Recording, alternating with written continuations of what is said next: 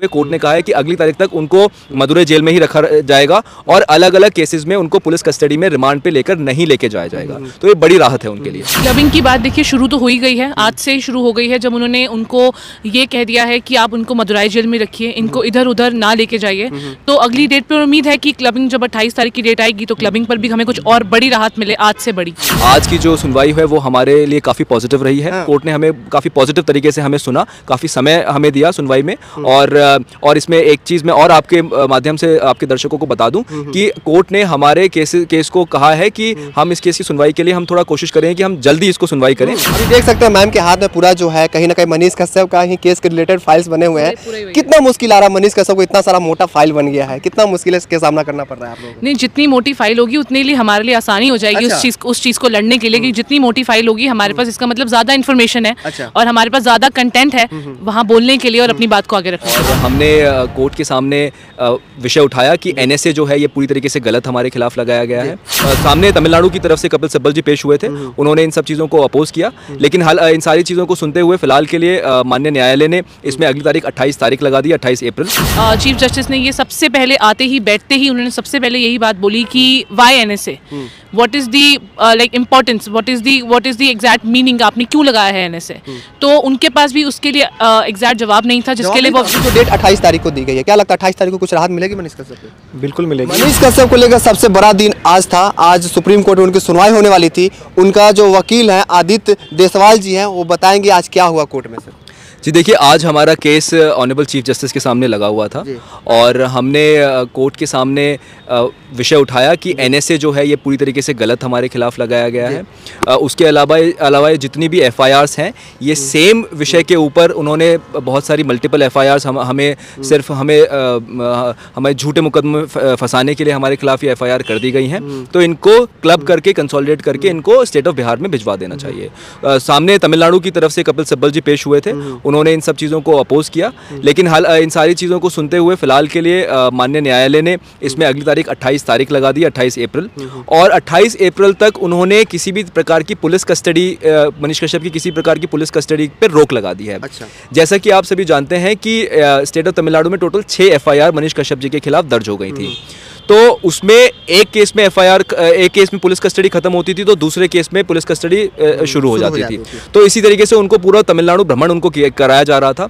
उसके ऊपर रोक लगाते हुए हमें अंतरिम राहत देते हुए कोर्ट ने कहा है कि अगली तारीख तक उनको मदुरै जेल में ही रखा जाएगा और अलग अलग केसेस में उनको पुलिस कस्टडी में रिमांड पे नहीं लेके जाया जाएगा। तो ये बड़ी राहत है उनके लिए। जी, बात की जाए क्लबिंग की, बहुत जोर शोर से मतलब बात की जा रही थी क्लबिंग हो जाएगा, कहाँ तक लग रहा है कि क्लबिंग की जो बात हो रही थी कहाँ तक पहुँचा अभी? क्लबिंग की बात देखिए शुरू तो हो ही गई है, आज से ही शुरू हो गई है, जब उन्होंने उनको ये कह दिया है कि आप उनको मदुरै जेल में रखिए, इनको इधर उधर ना लेके जाइए।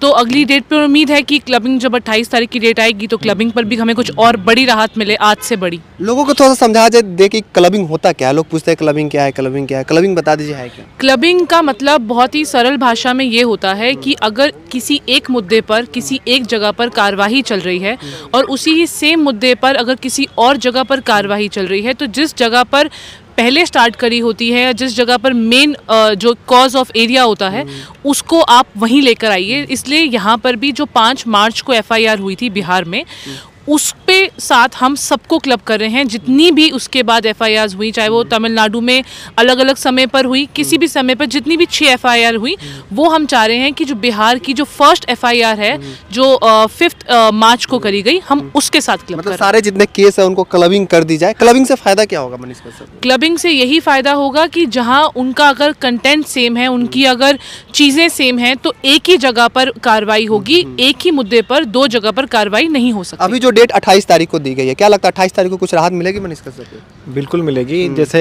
आज का जैसा प्रोसीडिंग था ना, उसमें चीफ जस्टिस बस इस बात पे, आज तो राहत मिल ही जाती, लेकिन इस बात पे रुक गए कि एनएसए का रिप्लाई उनके पास नहीं था।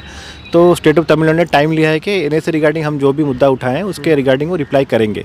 तो रिप्लाई आ जाएगा वंस रिकॉर्ड पे, फिर वो उस पर डिसीजन लेंगे उस दिन 28 तारीख को। आज जो सुनवाई हुआ उसे किस रूप में देखा जाए? राहत के रूप में देखा जाए या फिर बढ़ते मुश्किल को रूप में देखा जाए? नहीं, बढ़ते मुश्किल के रूप में तो बिल्कुल नहीं देखे जाना चाहिए। आज की जो सुनवाई है वो हमारे लिए काफ़ी पॉजिटिव रही है। और कोर्ट ने जो NSA का है, NSA जो हमारे ऊपर गलत तरीके से लगाया गया है उसका भी उन्होंने संज्ञान लिया। उसके ऊपर भी डिस्कशन कोर्ट में हुआ। और जैसा कि अनंत जी ने बताया, क्योंकि स्टेट ऑफ तमिलनाडु को कहा है कि आप स्पेसिफिक NSA के ऊपर रिप्लाई फाइल कीजिए। और तो आज की हियरिंग काफ़ी पॉजिटिव थी। कोर्ट ने हमें काफ़ी पॉजिटिव तरीके से हमें सुना, काफ़ी समय हमें दिया सुनवाई में। और इसमें एक चीज़ मैं और आपके माध्यम से आपके दर्शकों को बता दूं कि कोर्ट ने हमारे केस को कहा है कि हम इस केस की सुनवाई के लिए हम थोड़ा कोशिश करें कि हम जल्दी इसको सुनवाई करें, क्योंकि फ्राइडे को ये केस लगा है और फ्राइडे को ही ऑनरेबल सुप्रीम कोर्ट एक सेम सेक्स मैरिज वाला एक मुद्दा जो है उसके ऊपर सुनवाई ऑलरेडी चल रही है। डे टू डे हियरिंग उसमें शुरुआत हो गई है, तो उसमें काफ़ी कोर्ट का टाइम जाता है।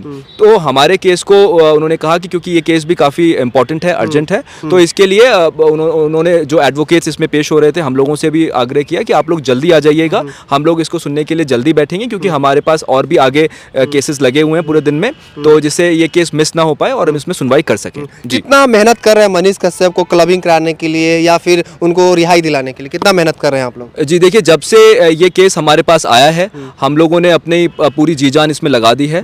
हमारे सामने कई प्रकार की कठिनाइयां इस केस में आई, क्योंकि जब ये केस हमारे सामने आया था तब कोर्ट में वेकेशंस चल रही थी, और कोर्ट में वेकेशंस में केस फाइल करना, ड्राफ्ट करके फाइल करके लिस्ट करवाना बहुत मुश्किल होता है।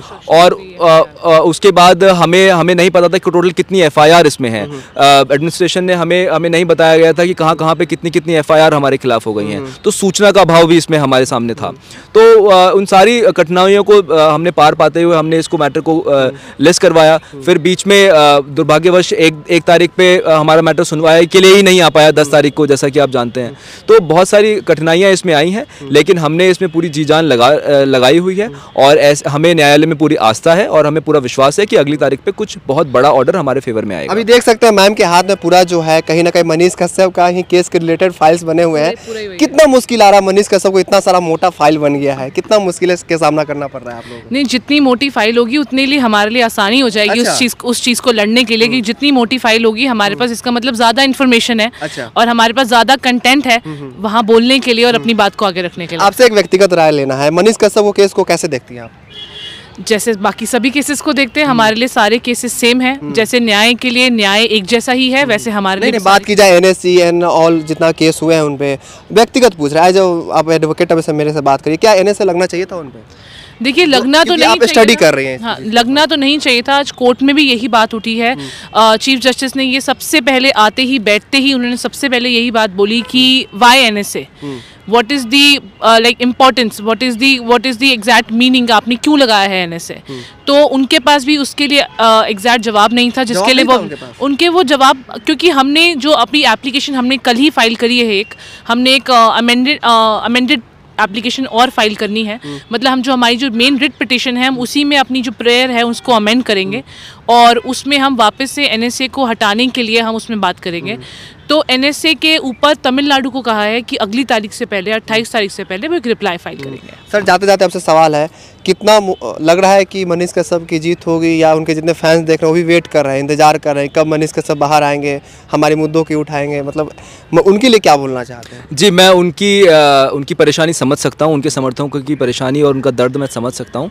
पर क्योंकि देखिए, मैं एक वकील होने के नाते, और अभी मामला क्योंकि अभी पेंडिंग है, तो किसी प्रकार की टिप्पणी करना बहुत जल्दबाजी होगी। लेकिन जैसा कि मैं शुरुआत से ही आपके माध्यम से कहता आ रहा हूँ कि हमारा केस के जो फैक्ट्स हैं, जो लॉ एप्लीकेबल है, उस हिसाब से हमारा केस काफ़ी अच्छा है, और ऐसी हम उम्मीद करते हैं, ऐसी हम आशा करते हैं कि माननीय न्यायालय हमारे फेवर में फैसला सुनाएगी, और जो भी फैसला सुनाएगी वो हम उसको एक्सेप्ट करेंगे और हमें मंजूर होगा वो फैसला। जी देखिए, अभी हम सुप्रीम कोर्ट में है और मनीष कश्यप को लेकर आज सुनवाई क्या हुई, वकील साहब ने बताया। क्या सोचता है आप कमेंट में जो लिखेगा, इस वीडियो को जरूर शेयर कीजिएगा। आपका बहुत बहुत धन्यवाद। जय हिंद, जय भारत।